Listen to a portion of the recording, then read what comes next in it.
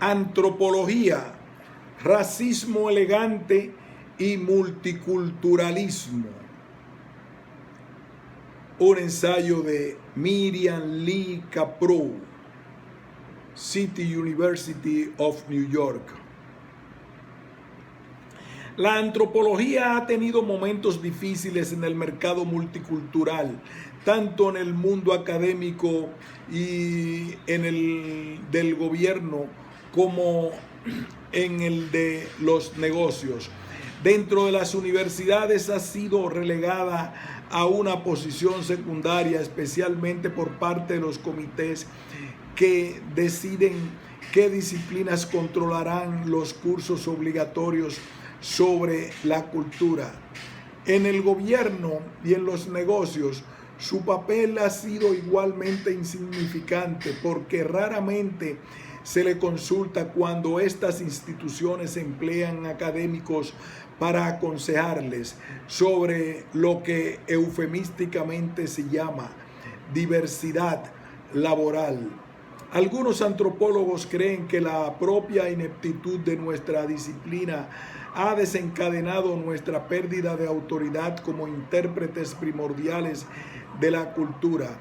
Con respecto a nuestra creciente irrelevancia dentro de las universidades, tales académicos consideran que deberíamos dar la bienvenida a proyectos multiculturales del tipo de los de literatura y estudios culturales o étnicos.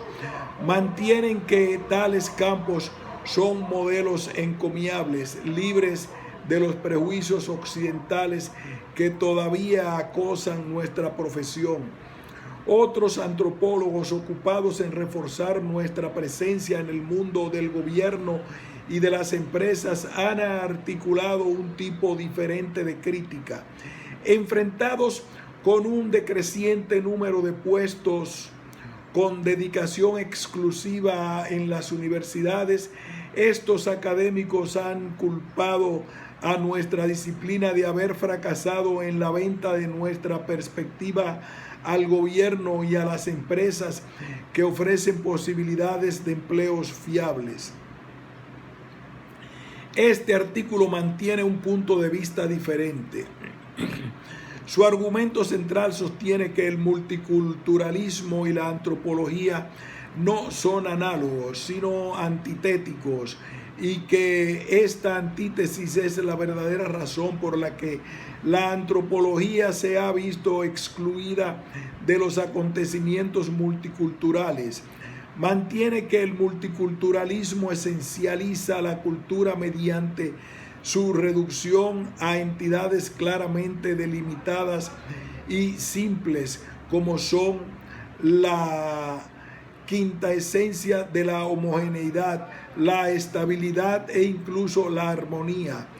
Por último, sostiene que tales construcciones no son solo conceptualmente confusas, sino además dañinas, porque el esencialismo promueve el tipo de racismo encubierto que yo denomino racismo elegante. El racismo elegante, como ya he tratado en otros artículos, ha presidido la literatura del noble salvaje durante 5 siglos. Caprow, 1978. Como contrapartida al que denomino racismo vulgar, característico de los relatos de la época basados en imágenes de salvajes bestiales. En el género del racismo vulgar, los salvajes han sido bestialmente diabolizados porque carecían de civilización. En el género del racismo elegante, los salvajes han sido idealizados como nobles porque no estaban corrompidos por la civilización. Una de las últimas manifestaciones del racismo elegante, según argumentaré, es un fenómeno mercantil que se autodenomina multiculturalismo. Antes de tratar el multiculturalismo como una variante reciente del noble salvaje, voy a examinar globalmente la convención innoble noble. Para ello repasaré brevemente la versión bestial y con más profundidad la del noble salvaje, el tema de este artículo, para posteriormente presentar a los gitanos como ejemplo de nobles salvajes. Consideraré que el multiculturalismo es un ejemplo cultural actual y provechoso del género del noble salvaje. Por último, mostraré cómo la lucha de la antropología contra el racismo y particularmente contra el racismo elegante ha sido la principal razón por la que la disciplina pocas veces ha estado en boga, sea dentro de la academia o fuera de ella, sea en un momento pre o post multicultural. Racismo vulgar y racismo elegante. Los relatos sobre salvajes en la Europa occidental antigua y medieval fueron francas invenciones, cándidas fabulaciones sobre seres aculturales creadas por poetas y filósofos. En estas ficciones, los salvajes, como ya hemos mencionado, eran o bien unos satanizados hombres feroces que vagaban peligrosamente por territorios precivilizados, el tipo bestial, o bien unos idealizados seres inocentes que vivían pacíficamente en lugares utópicos, el tipo noble. A partir de los siglos XVI y XVII, como quiera que el colonialismo europeo se intensificara, estas narraciones sufrieron cambios dramáticos. En primer lugar, los salvajes dejaron de ser fantasía poéticas porque a partir de entonces se encarnaron, a pesar de los errores, en pueblos identificables que contaban con una denominación propia. El segundo lugar fuesen ya nobles o innobles, odiados o admirados, los salvajes pertenecían exclusivamente a gentes a las que se consideraba sin poder. El tercer y más importante lugar, todo el género adquirió a partir de entonces el tinte racista que le ha coloreado hasta el presente. Así, desde los comienzos de la era moderna de la Europa occidental, los africanos, los americanos nativos y los orientales, colonos o externos, y los campesinos, las minorías culturales e incluso las mujeres, colonos internos, fueron alternativamente despreciados o ensalzados por su proximidad a la naturaleza y por su lejanía de la cultura.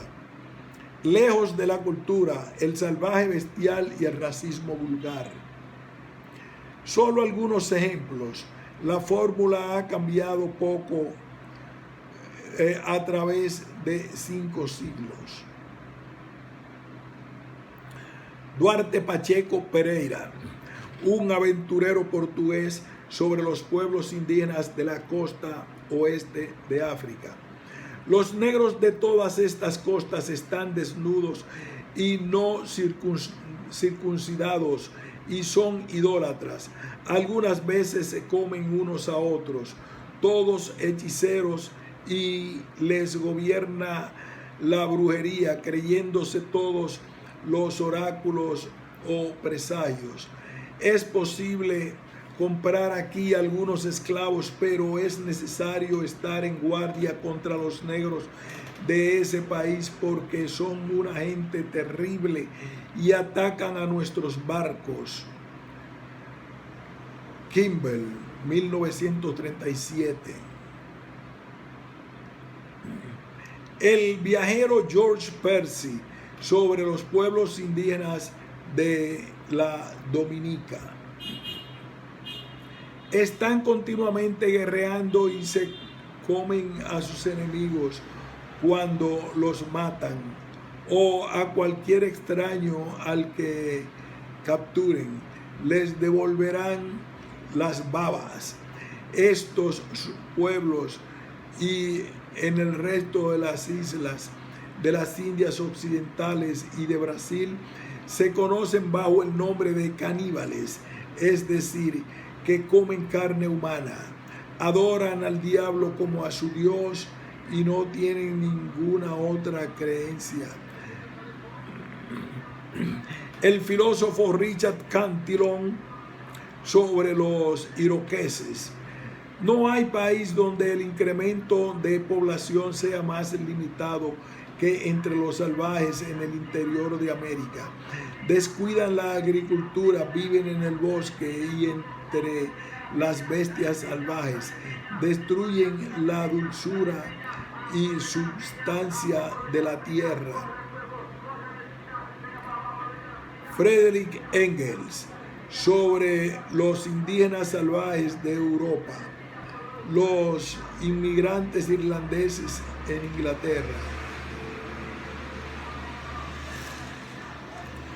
Los irlandeses se han criado bajo condiciones prácticamente incivilizadas. Son groseros, imprevisores y adictos a la bebida. El peor alojamiento en su eficientemente bueno para ellos. Solo se alimentan de patatas y el dinero que les sobra lo gastan en beber. Tales gentes no necesitan salarios altos. Todo se combina para llevar a los irlandeses a la bebida. Su temperamento ligero, análogo al de las gentes del Mediterráneo, su tosquedad que les arrastra al nivel de un salvaje. El autor viajero Van der Post sobre toda África como eternamente primitiva. Comienzo con la tierra de África. África es la antigua según las máximas medidas del tiempo en la tierra. Es antigua en el sentido que hace que las magníficas montañas nevadas suizas no sean una masa compacta, inalterable, sino oleadas encrespadas y quebradas. Mucho antes de que se formase la materia vegetal, orgánica o biológica, ya se habían configurado las rocas y la tierra de África. Todos portamos en nuestro interior una figura oscura, el negro, el gitano, el aborigen, y a lo más próximo que muchos de nosotros podemos acercarnos es a través de la amistad con la gente negra africana. Hammond and Jablow, 1992. La otra versión de la proximidad a la naturaleza y a la lejanía de la cultura puede observarse en los constructos paralelos del sauvage, gentil et noble. Al igualar que los salvajes presociales del tiempo bestial se convierten en el objetivo del racismo descarado o vulgar, también los salvajes presociales del tipo noble llegan a ser objetivo del racismo benévolo, o presociales del tipo noble llegan a ser el objeto del racismo benévolo o elegante. El libro de Hammond y Jablow sobre cómo los sesgos culturales afectan a la autoría, anticipándose en más de una década a las discusiones actuales, reeditado con un nuevo prólogo en 1992, analiza las invenciones británicas sobre África, sobre todo a partir de los siglos XIX y XX. Muestran, por ejemplo, cómo un conocido escritor, en este caso Lawrence van der Post, normalmente considerado como un apasionado defensor de África, es de hecho otro ejemplo de los escritores de la tradición, los nativos como salvajes. Dejamos a juicio del lector decidir si Van der Prost se inclina más por la convención bestial o noble. Por una parte afirman, África es su tierra natal con la que se sienten profundamente comprometidos.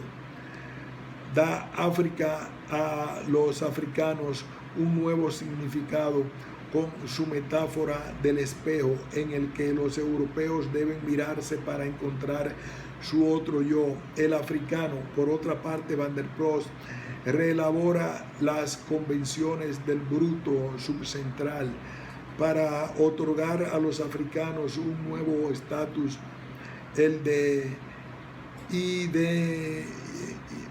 europeo. El africano se convierte en idea racial de todo hombre. Lejos de la cultura, el noble salvaje y el racismo elegante. Desde finales del siglo XVI, las fantasías sobre el noble salvaje, al igual que las del salvaje bestial, han capturado la imaginación de los europeos y de los norteamericanos. Funcionarios del gobierno, académicos, escritores y artistas han producido un corpus de leyes, discusiones cultas, poesía y pintura sobre este tema. Como ya hemos indicado, esta convención idealizada, al igual que la diabolizada, se aplicó exclusivamente a grupos subordinados nativos americanos, africanos subsaharianos, asiáticos e incluso a las mujeres. Las élites que fabricaron esas ficciones románticas raramente examinaron las desigualdades que les separaban de los nativos que tanto admiraban. En cambio, elogiaban en los indígenas las mismas cualidades que hoy se celebran en las minorías culturales: relaciones sociales pacíficas, homogeneidad interna y, más importante, resistencia permanente al cambio. En otras palabras, ningún salvaje, innoble o noble, se alejaría de su limbo, fuera este el infierno o la Arcadia. Como colonos exteriores, los nobles salvajes eran variaciones de Viernes, el héroe africano de Robinson Crusoe de Defoe. Aunque Viernes rescata al protagonista epónimo, solo se le concede este papel bizarro en los estrechos confines de una lejana isla desierta. Análogamente a Chingachgook y a su hijo Uncas, el último mohicano de Fenimore Cooper, se les otorga una independencia heroica en su comportamiento y acciones, pero una vez más solo porque son literalmente los últimos mohicanos. Oh divina sencillez y verdad, amistad sin error o engaño, hospitalidad desinteresada, nativa, todavía no contaminada por refinamientos artificiales. Qué escenas selváticas de primitiva inocencia. Glosa el cuáquero William Bartram sobre los Cherokee y otros nativos del sudeste americano. O escuchar cómo el poeta americano Philip Freneau compara los valores de los inocentes y virtuosos nativos americanos con los degradados valores de los americanos de origen europeo. En Peirce, el indio parecía un guerrero y un sabio. Podría haber pasado una eternidad allí donde todo era calmo, sereno y libre, la imagen de la sencillez. Dentro de Europa, los arquetipos fueron también idealizados como nobles cuando carecían de poder. Un ejemplo nos lo brinda Platón Carestive. Ver, por ejemplo, el comentario de la institucionalizada nostalgia de España de Hansen, donde las clases bajas tienen la obligación moral de permanecer enteramente iguales y donde los gitanos deben permanecer siempre gitanos, los catalanes siempre catalanes. Ni siquiera el régimen de Franco solicitaba tanta estabilidad a sus súbditos. También el mordaz comentario de Dahrendorf sobre las sociedades inalterables e idealizadas, Dahrendorf, 1958. La gran diferencia entre la utopía y un cementerio es que ocasionalmente algunas cosas ocurren en utopía. Incluso en la década anterior a la Revolución Francesa, en el abad Raynal, un filósofo de la Ilustración, había ya escrito que idealizar a los campesinos era un modo muy cómodo para que las élites legitimasen las disparidades existentes entre ellas mismas y la gente. En Guerra y Paz, Tolstoy. Volviendo, dentro de Europa los arquetipos fueron también idealizados como nobles cuando carecían de poder. Un ejemplo nos lo brinda Platón Karetov en Guerra y Paz de Tolstoy. Este modelo de campesino para el principal personaje masculino de la novela, el aristócrata Pierre, nunca llegó a vivir con Pierre como éste deseaba. Por el contrario, Karetov muere justo antes de que el Pierre fuesen liberados del campo de prisioneros al terminar las guerras napoleónicas. En David Copperfield de Dickens, la inocente familia del pescador Peggotty, el ideal moral de la novela se resquebraja cuando la joven Emily olvida su clase y se fuga con el miembro de la aristocracia. En otra de sus novelas ambientada en la industrial Manchester, Hard Times, Cissy Job, la sencilla pero inteligente heroína, hija de un artista de circo ambulante, es el gran contraste moral ante la exhibición en la novela de los perversos, ejemplos industriales. Queda también claro que para Dickens esta virtuosa protagonista nunca podría llegar a pertenecer a la clase media.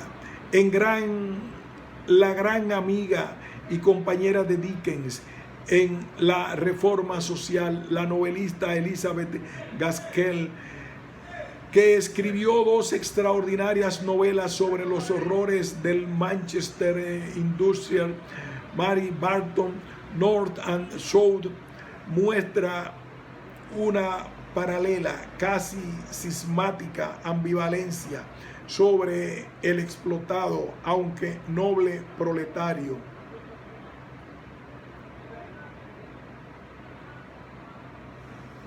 La transformación de los colonos internos en nobles salvajes no se ha limitado solo a campesinos y proletarios, sino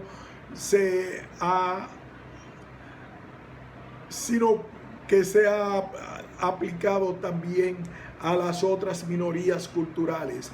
Los gitanos han sido una de esas minorías, vivificados por supuesto, pero también repetidamente idealizadas. Los gitanos como nobles salvajes.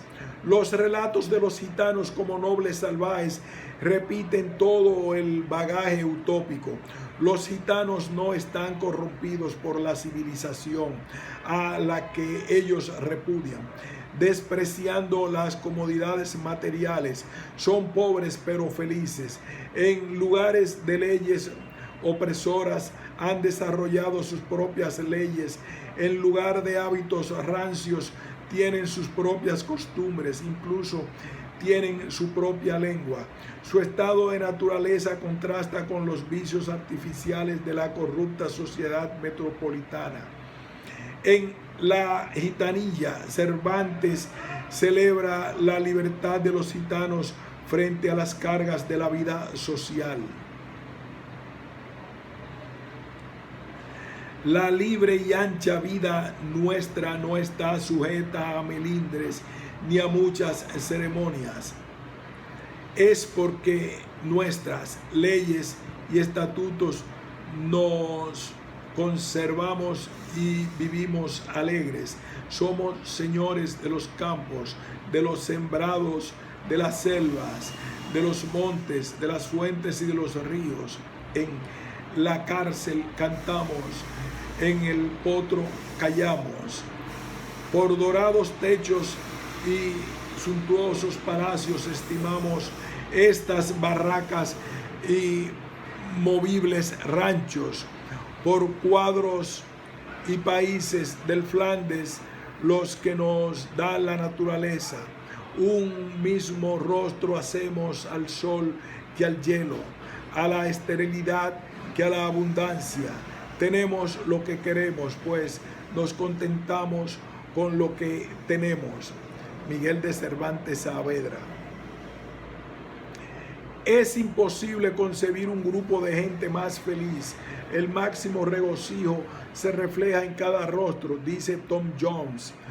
Fielding o Pushkin. Alegre es su campamento como es alegre la libertad, su sueño despreocupado debajo de las estrellas. Pero qué vivaces, qué templados, cuán ajenos a nuestros desolados pasatiempos, cuán alejados de nuestros insípidos placeres. Los ejemplos proliferan y se extienden a otras formas de arte. La protagonista de la novela Notre Dame de París de Víctor Hugo es la gitana Esmeralda. La heroína de la novela de Mérimée, la gitana Carmen. En la ópera del siglo XIX, Carmen de Bizet, el varón gitano de Johann Strauss y Mignon de Ambroise Thomas basan sus títulos en sus personajes gitanos primitivos. Los pintores Courbet, Daumier, Delacroix, Díaz de la Peña, Steuben, Zurbarán y muchos otros también celebraron la ingenuidad del noble salvaje. Estos ejemplares están tan íntimamente ligados a la naturaleza que pueden hacer revivir a un moribundo, la Virgen y el gitano. De Lorenz, alternativamente su magia puede destruir la vida. Ver Cante Hondo de García Lorca, en el que unas palabras de un prisionero gitano acaban con un agente armado de la Guardia Civil. Las crónicas contemporáneas de viajes reiteran este tema. Lee, 1955, 77, 78. Los gitanos pertenecen a una de las aristocracias de España, indolentes, insolentes, rapaces y admirados.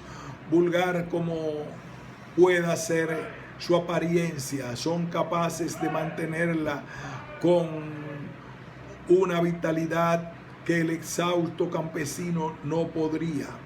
Los intelectuales hacen lo mismo, recreando lo nuevo del perpetuum inmóvil de las utopías del noble salvaje. Los gitanos son el prototipo de los nómadas, escribe Kenneth Boulding, y tendrán mucha menos libertad en el futuro cuando estén asentados en ciudades. El hecho de que diferentes grupos de gitanos hayan sido residentes urbanos desde al menos los inicios del siglo XVII ha sido sistemáticamente ignorados tanto por estos escritores como por la literatura popular.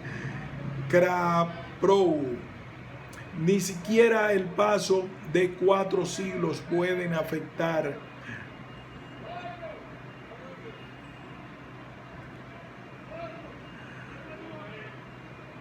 el texto es el siguiente para un estudio soberbio de cómo los artistas, especialmente los pintores, han utilizado a los gitanos como una metáfora del noble salvaje de Brown, especialmente los capítulos 2 y 3. También se puede consultar un ensayo, The Image of the Bohemian from Diaz to Manet to Van Gogh, Yale, 1978. Gitano: he inventado unas alas para volar y vuelo, azufre y rosa en mis labios. Teniente coronel. Gitano: ay, aunque no necesito alas porque vuelo sin ellas, nubes y anillos en mi sangre.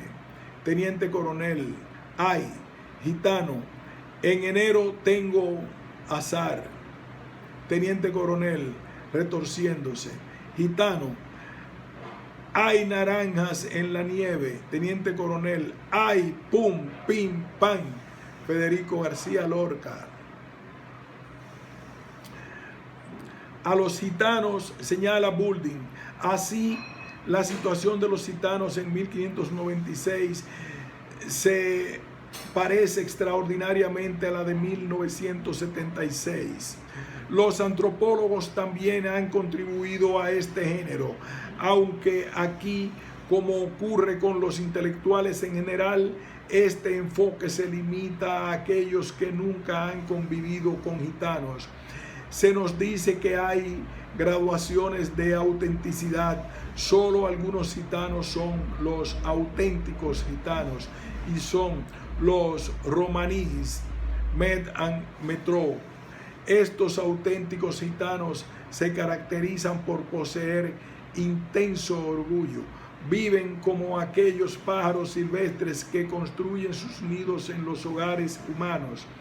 Son tan esencialmente diferentes que su ministerio es impenetrable. Nunca podremos conocerlos realmente. Hay algo fascinante en los gitanos, al menos para los payos no gitanos, que como yo mismo tienen un corazón romaní gitano. Su orgullo, independencia de carácter, su libertad para deambular y el misterio que les rodea o que parece rodearles. Hay una sensación misteriosa de que poseen artes olvidadas y de que pueden predecir el futuro. A pesar de todos los esfuerzos eruditos, los gitanos siguen siendo un enigma. Evan Pichard. El racismo elegantemente multicultural. Todas las constelaciones reaparece en el discurso del multiculturalismo. Ahora el Estado, las élites culturales y las empresas se aunan para celebrar las virtudes de los buenos subordinados que no sin sorpresa resultan ser las características básicas del noble salvaje. Una vez más, las categorías inventadas se reifican. Los agregados sociales idealizados se representan como grupos todavía homogéneos, armónicos, aislados e incorruptos por la prehistoria, y se reinicia todo el proceso. Cambia un pequeño detalle el estilo del discurso. El término cultura, más eufemístico, reemplaza al desacreditado de raza. Las principales entidades raciales se llaman ahora etnicidades o incluso más vagamente comunidades. Lo que no ha variado es el género del noble salvaje y cómo continúa siendo la base de las políticas de explotación. Últimamente, algunos antropólogos han dirigido su atención al racismo y a la ignorancia de las clases presentes en muchos proyectos multiculturales. Contrastemos, por ejemplo, las discusiones del multiculturalismo tal como las formulan sus seguidores con algunos análisis antropológicos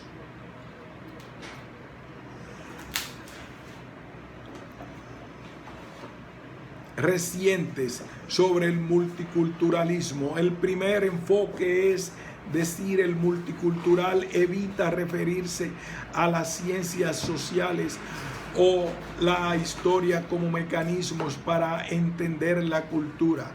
Se presenta a sí mismo como algo más amplio que una disciplina académica, como un código ético y también como un modo de prevenir los conflictos étnicos y raciales.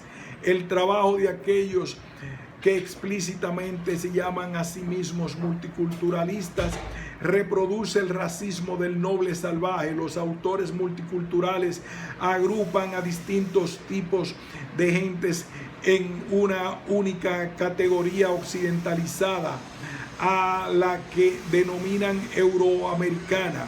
La principal característica de esta categoría es que sus miembros son más o menos caucasoides y sobre todo no participan del modelo del noble salvaje. El taxón se define principalmente por lo que no es natural sino hipercivilizado, no es espiritual sino materialista, no consagrado al bien común sino a la ganancia individual, dado que una función primaria de la categoría, como en todos los dramas del noble salvaje, es hacer resaltar el ideal incorrupto. Las variaciones, sean estas de clase, género o incluso cultura, no se tiene en cuenta. Como la prosa multicultural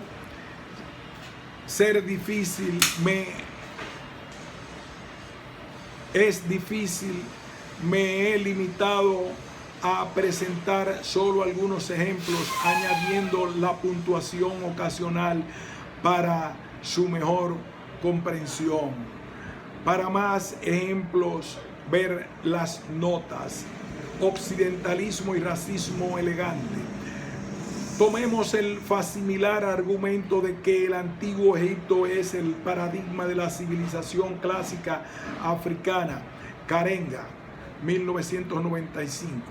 La cultura africana actual, argumenta este conocido académico, se remonta al antiguo Egipto con su preocupación por el liderazgo moral o por una sociedad buena y justa.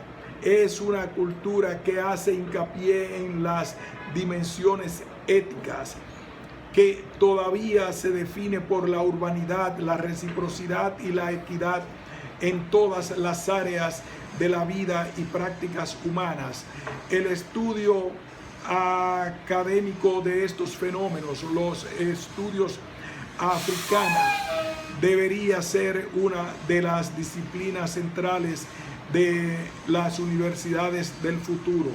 Los eruditos africanos están informados por una ontología africana que sostiene la unidad del ser. En efecto, la ontología clásica africana, tal como se manifiesta en el antiguo Egipto, tiene su fuerza en la vida humana, se funde con la totalidad del mundo y el ser se concibe como un todo integrado.